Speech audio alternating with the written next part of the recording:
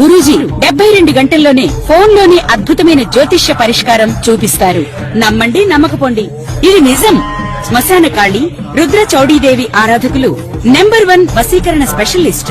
గురూజీ మనిషి పుట్టుక నుండి చనిపోయే వరకు వచ్చే అన్ని క్లిష్టమైన సమస్యలకు పరిష్కారం ఇక్కడ లభిస్తుంది. విద్య, ఉద్యోగం, వ్యవహారం, స్త్రీ ప్రేమ, పెళ్లి, సంతానం, స్త్రీ పురుష వశీకరణం, భూవశం, భార్యాభర్తల కలహాలు, కోర్టు సమస్యలు, విడాకుల సమస్యలు, చేతబడి, అప్పుల బాధ, ఇంకా మీకు ఎలాంటి సమస్యలు ఉన్నా 72 గంటల్లోనే శాశ్వత పరిష్కారం చేయబడును. నమస్కారము. శాంతాకారం భుజగశయనం పద్మనాభం సురేశం విశ్వాకారం గగనసదృశం మేఘవర్ణం శుభాంగం లక్ష్మీకాంతం కమలనయనం యోగిహృద్ధ్యానగమ్యం వందే విష్ణుం భవభయహరం సర్వలోకైకనాథం. ఓం నమో నారాయణాయ. ఓం నమ శివాయ. నేను మీ రవికిరణ్ శర్మ వేలూరి, జ్యోతిష్యరత్న అవార్డు గ్రహీత, స్మార్త పురోహిత, వాస్తు జ్యోతిష్య నిపుణ. ఈ రోజున దివి 3వ తేదీ 3వ మాసము 2026వ సంవత్సరము వచ్చినటువంటి సంపూర్ణ చంద్రగ్రహణము గురించి మీకు వివరంగా చెప్పబోతున్నాను. ఈ చంద్రగ్రహణము సంపూర్ణంగా మధ్యాహ్న సమయంలో 3 గంటలకు ప్రారంభమై సాయంత్రము 6 గంటల 50 నిమిషాల వరకు ఉన్నది. సుమారు 3 గంటల 50 నిమిషాల వరకు ఈ చంద్రగ్రహణం అనేది మనకి ఉంటుంది. అయితే మన భారతదేశంలో సూర్యాస్తమయం 6 గంటల 2 నిమిషాలుగా అవుతోంది. కాబట్టి 6 గంటల 2 నిమిషాల నుంచి 6 గంటల 50 నిమిషాల వరకు 50 నిమిషాలు మాత్రమే కనిపిస్తుంది. మరి మిగతా దేశాల్లో కొన్ని దేశాలలో ఈ గ్రహణము వాళ్ళకి సూర్యాస్తమయం అవుతుంది కాబట్టి చంద్రగ్రహణం పరిపూర్తిగా కనిపిస్తుంది. మన దేశంలో కేవలము 45 నిమిషాలు మాత్రమే కనిపిస్తోంది. కాబట్టి ఈ చంద్రగ్రహణాన్ని 6 గంటలకి పట్టు స్నానం అనేది ఆచరించాలి. పట్టు స్నానము అంటే గ్రహణం పట్టిన తర్వాత ఆచరించే స్నానాన్ని పట్టు స్నానము అంటారు. ఇది ఎందుకోసం ఆచరించాలి అంటే గ్రహణ సందర్భంలో మంత్రములు మలినమైపోతూ ఉంటాయి. ఈ మంత్రాలను మరలా ఒక్కసారి ఉచ్చారణ చేసుకుంటే మంత్రాలకి పటుత్వత అనేది వస్తుంది. అందుకని మంత్రోపదేశము తీసుకునేవారు ఇటువంటి గ్రహణ సందర్భంలో మంత్రోపదేశం తీసుకుంటే మంత్ర జపాన్ని సాగిస్తే ఆ మంత్ర బలం ఎక్కువగా ఉంటుంది అని శాస్త్రాలు చెప్పబడ్డవి. అందువల్ల 6 గంటలకి పట్టు స్నానం చేసి 6 గంటల 50 నిమిషాలు దాటిన తర్వాత విడుపు స్నానం అనేది ఆచరించవలసి వస్తుంది. మరి ఈ గ్రహణము ఏ రాశిలో సంభవిస్తోంది అంటే సింహరాశిలో సంభవించడం జరుగుతోంది. పూర్వ ఫల్గుని నక్షత్రములో సింహరాశిలో కేతుగ్రస్తంగా చంద్రగ్రహణం ఏర్పడుతోంది. అందువల్ల సింహరాశిలో సంభవించడం వల్ల పూర్వ ఫల్గుని నక్షత్రం వారు, మఖా నక్షత్రం వారు, ఉత్తర మొదటి పాదం వారు, సింహరాశి వారందరికీ కూడా ఈ గ్రహణం ఎఫెక్ట్ అనేది ఖచ్చితంగా కనిపిస్తుంది. ఈ సింహరాశిలో ఉండేటువంటి వారు వాళ్ళ నక్షత్రాలకి అనుష్ఠాన జపాన్ని చేసుకుని గ్రహణ శాంతి పూజ ఖచ్చితంగా ఆచరించవలసిందే. అట్లాగే ఈ యొక్క గ్రహణ సందర్భంలో బయటికి రాకూడదు, చంద్ర దర్శనం చేసుకోకూడదు. ఉదయం నుంచి సాయంత్రం వరకు ఉపవాసం ఉండాలి. ఉపవాసం ఉండి సాయంత్ర సందర్భంలో కనుక ఈ గ్రహణ సందర్భంలో పట్టు స్నానం ఆచరించి భగవత్ ఆరాధన చేయటం వల్ల ఆ యొక్క గ్రహణం యొక్క ఎఫెక్ట్ అనేది సింహరాశి వారికి పెద్దగా కనిపించదు. మరి సింహరాశిలో సంచారం చేయటం వల్ల కేతుగ్రస్తంగా ఉండటం వల్ల వాళ్ళు ఏమి చేసుకోవాలి అంటే కేతుగ్రహ జపము, చంద్రగ్రహణం కాబట్టి చంద్రగ్రహ జపము, అలాగే పుబ్బా నక్షత్రం వారు ఖచ్చితంగా నక్షత్ర శాంతి పూజ, సింహరాశిలోనే నక్షత్రాల వాళ్ళందరూ వాళ్ళ నక్షత్ర జపాలు అవి చేసుకుని జపానంతరము విశేషముగా గ్రహణ సందర్భంలో గ్రహణం అయిన తర్వాత గ్రహణ దానం అనేది ఇవ్వాలి. ఈ గ్రహణం ఎఫెక్ట్ అనేది మరలా 27 నక్షత్రాలు తిరిగి రావడానికి 27 రోజులు పడుతుంది కాబట్టి 27 రోజుల్లోపు గ్రహణ శాంతి జరిపించుకోవాలి. ఆ రోజుకి ఆ రోజే చేసుకోవాలి అని అంటే ఇబ్బంది అవుతుంది కాబట్టి అవకాశం ఉన్నటువంటి వారు ఆ గ్రహణ సందర్భంలో కూడా జపం ఆచరించవచ్చు. అవకాశం లేని వారు ఆ మరునాడైనా సరే 27 రోజుల్లోగా గ్రహణ శాంతి పూజ జరిపించుకోవాలి. మరి గ్రహణ శాంతి పూజ అంటే ఏమిటి, ఏం చేయాలి అంటే చంద్రబింబాన్ని దానంగా ఇవ్వాలి. కేతుగ్రస్తము కాబట్టి సర్పబింబాన్ని దానంగా ఇవ్వాలి.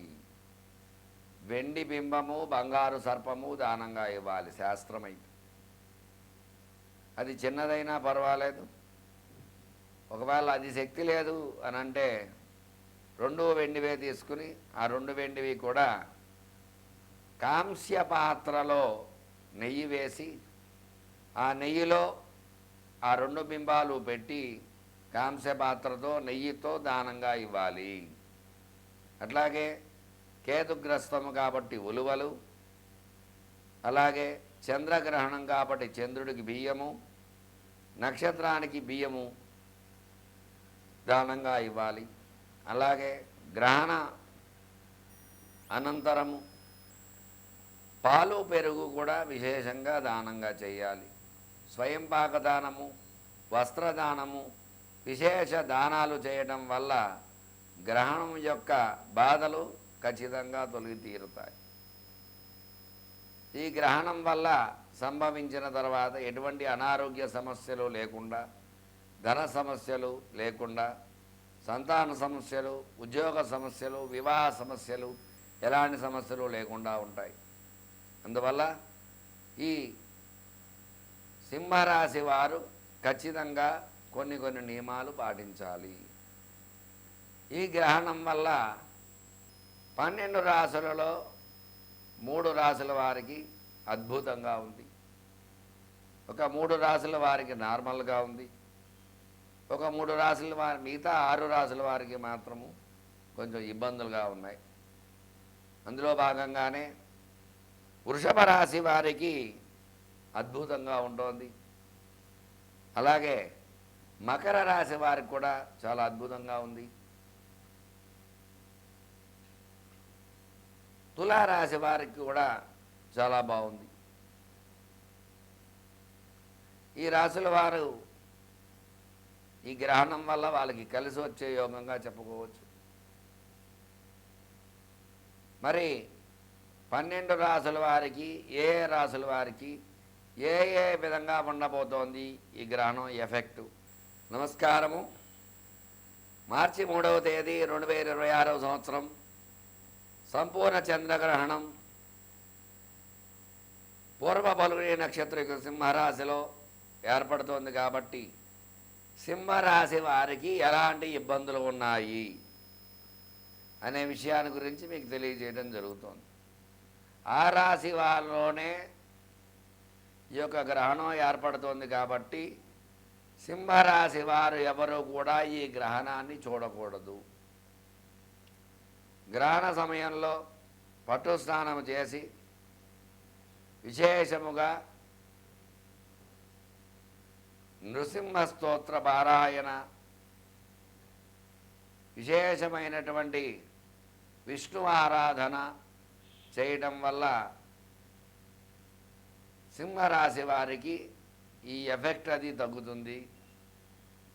మరి సింహరాశిలో పూర్వ పల్గుని నక్షత్రం వారికి ఈ గ్రహణం ఎఫెక్ట్ అనేది ఖచ్చితంగా ఉంటుంది.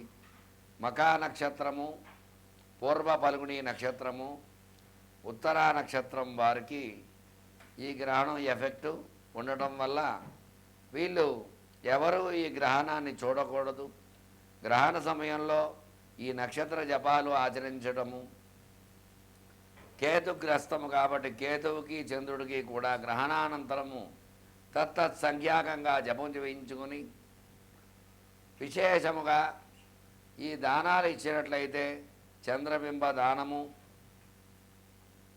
సర్పబింబ దానము, పాలు పెరుగు, కాంస్య పాత్రలో నెయ్యి దానము, వస్త్రదానము, విశేష దానాలు ఇవ్వడం ద్వారా ఈ యొక్క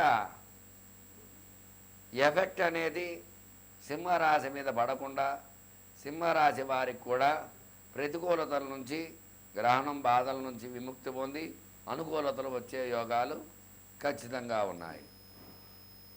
వీళ్ళు ఈ నియమాలు పాటించి ఈ జపాలు చేసుకున్నట్లయితే భగవద్ అనుగ్రహం కలిగి ఈ గ్రహణం ఇబ్బందులు లేకుండా ఉంటారని తెలియపరచడం జరుగుతోంది.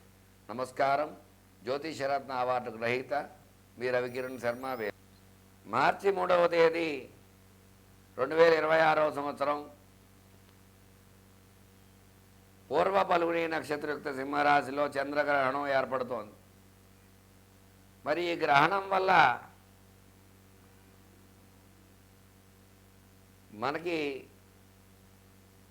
4 రాశుల వారికి మధ్యమముగా, 4 రాశుల వారికి హీనముగా, 4 రాశుల వారికి అనుకూలంగా ఉన్నాయి. అందువల్ల మధ్యరాశుల వారు సామాన్య శాంతులు, ముఖ్యమైన రాశుల వారు విశేష శాంతులు, మిగతా రాశుల వారు ఎట్లాంటి శాంతులు చేసుకోవాల్సిన అవసరం లేదు. అందువల్ల ఈ యొక్క గ్రహణం ఇబ్బందులు కలిగేటువంటి రాశులు